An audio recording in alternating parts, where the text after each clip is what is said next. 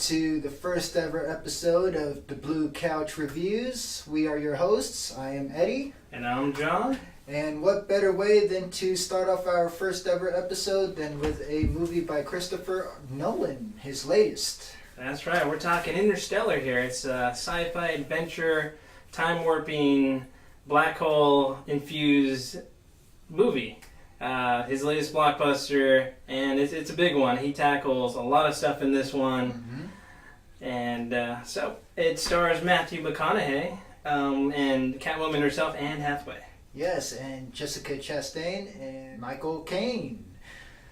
Yep, Alfred himself is in it. So first things up is the runtime. It's 2 hours and 45 minutes, so it's a long movie.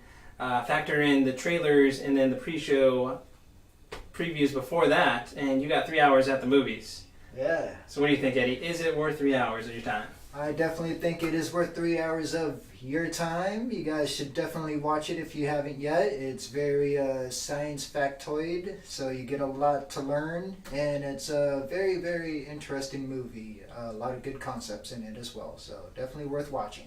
Yes, I 100% agree with you. I am a big sci-fi fan, so I liked it. He takes on a lot of stuff in this movie, from the science to time warps to just a father and daughter relationship in general. He tackles a lot. Yeah. And Eddie, tell us what's going on with it. So basically, the movie starts out with him having a dream. He's crashing a ship, a NASA ship, which he was actually a NASA pilot beforehand, before a big tragedy, catastrophe happened to the planet. Which made him become a farmer. That's right. So basically, the Earth is on its last wings here. Our food supply is being taken away. They visually represent that by sandstorms in the movie. Mm-hmm. So basically, we're down to corn. That's our last meal. Yeah. And so basically, he loves everything with science. He's teaching his daughter it, who by the name is Murphy in the movie. And so she's following in her father's footsteps, getting all into astronomy and science and everything. And they kind of figure out that something's happening in their house. Yeah, they dub it a ghost. He attacks her to basically say, find out what it really is. That ghost happens to tell him to go somewhere. Yeah, it's actually coordinates to a area where they end up at, which is NASA, a NASA facility which no one knows about. It's a very secret facility. And they meet a robot, which is a marine robot, which is kind of like R2-D2. He is. He injects some of the humor in the film, and they came up with an interesting design for the robot. It's basically a big rectangle. Yeah. Kind of reminds me of my Destiny game almost in a way.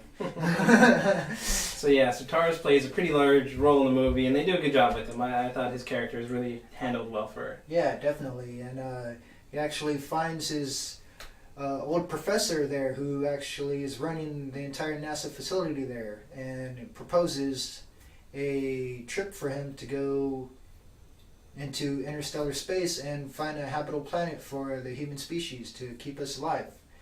Yep, so guess what he has to do? He has to leave his whole family behind, his daughter, his son, and go save humanity. So that brings us to the core conflict of the movie up. His father and daughter relationship with Murph. Mm-hmm. Yeah, of course, him being the science nut that he is, who is he to turn it down? So he just goes.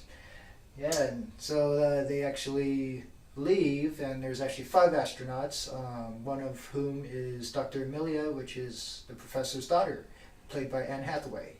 Yep, and so they, her and Cooper butt heads a little bit, and they form kind of a bond during the whole movie. Mm-hmm. Yeah, and then they actually take off into space, and they go through a wormhole, which I think was portrayed really well by Christopher Nolan. Yeah, great special effects there, great visual effects, and then you have the score of the movie lifting everything up. So I really enjoyed it. Yeah, and so after that they end up at a planet which is entirely water, so it has a lot of big tidal waves, very humongous ones. Yeah, they don't even think they're tidal waves. They think they're mountains, and lo and behold, those mountains are coming towards them. They have to do something real quick to try and survive it. Yeah. So they end up ditching that planet which there's a lot to do with that planet, but we won't get into much to it. Yeah, the biggest thing with the water planet is the time factor of it, that they get into the theory of how if you're by a black hole, that warps your time. So for that planet, you have 1 hour of their time equals 7 years of Earth time. So it was a big debate before they go down there whether or not to do it because of the time difference, because they're trying to save Earth. They can't waste 7 years if it doesn't produce anything for them. Yeah, definitely. And actually, by the time that they leave the planet, it has been 23 years. And so, by the time they leave, they don't have too much gas left in their ship, but they have enough to go to another planet Yeah, and one also more to get shot. home. So Yeah. they actually choose to go to this planet called Dr. Man, named after scientists that went there to study it. Yep, and up to that point, man has been built up somewhat to be a pretty heroic figure. He is the best of humanity. He is the one who actually came up with this plan to go out into space and look for new homes for Earth. So he is our best shot. Yeah, and he's actually played by Matt Damon. So big surprise there. A lot of big actors in this movie as well, actually. And he actually turns on them and kind of leaves them to both at the planet.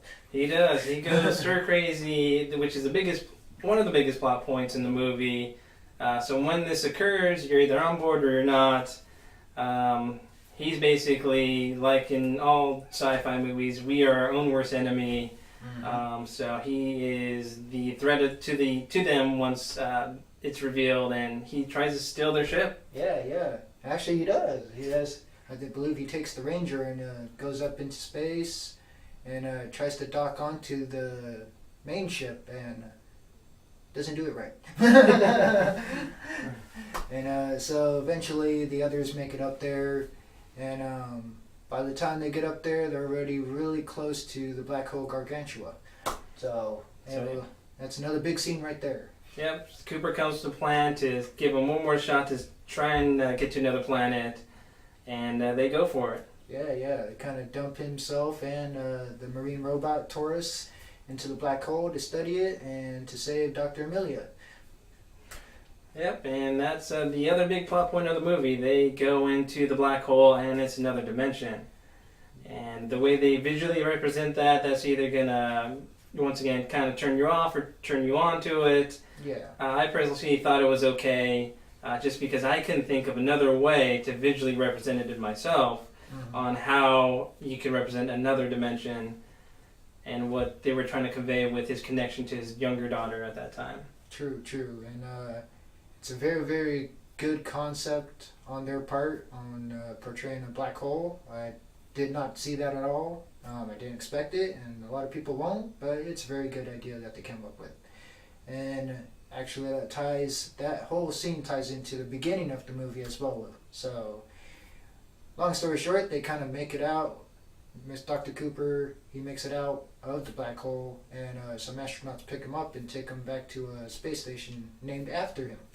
Well, so he thought. Yeah, it turns out that it was all, the station was named after his daughter, who was able to save humanity by the ghost, who turns out to be Matthew McConaughey, gives her the necessary tools to solve the equation she's been working on with Michael Caine's character and save everybody, essentially.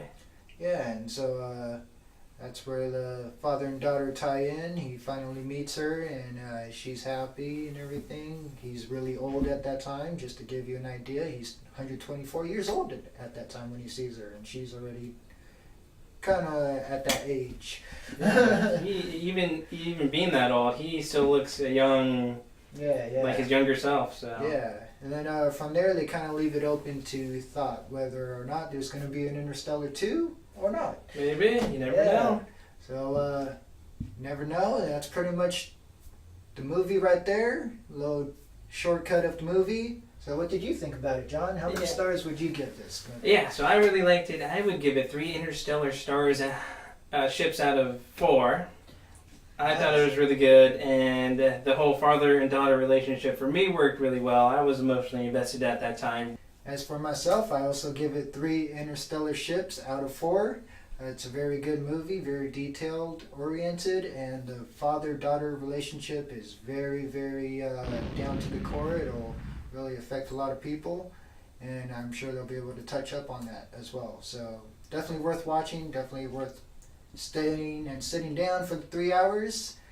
Yeah, so that'll do it for this review.